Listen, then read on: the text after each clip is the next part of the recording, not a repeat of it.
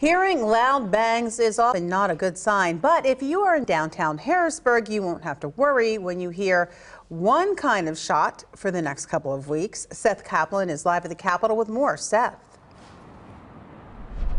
Hey Valerie, yeah, it's the most wonderful time of the year, right? Happy Crow Dispersal Program season to you and yours. Okay, fine, there are more festive holidays coming, I know, but this is important. You're looking at video now from last year for something due to begin tonight, the annual Crow Dispersal Program. It is loud, as you hear there, but no one gets hurt, even if some people, well, okay, not people, but some folks, the crows, are made to feel unwelcome around here. I am joined now by Troy Thompson, spokesman for the Department of General Services. Troy, why are we here at Soldiers Grove, specifically across from the Capitol? This is a prime roosting spot for crows because of the abundance of tree branches that are densely compacted and the well-lit area, because crows cannot see at night.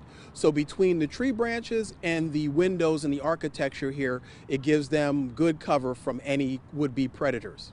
I see. And of course, good cover is bad when you're talking about having too many crows around. I rushed over here to be here for 5 o'clock. I know you said it could start as soon as 5 o'clock tonight and nothing yet. Why? There's good reason why. Well, whenever our legislature is in session, we don't run the crow program because of the noise that it makes. Once they're done with session, if there is still time, then we will come out and do it. And as we move forward through the next upcoming months, it is something that we'll do on a nightly basis. Okay, and the idea here is a humane way. I know animal rights activists, as well as people who don't want anything to do with crows, seem to support this.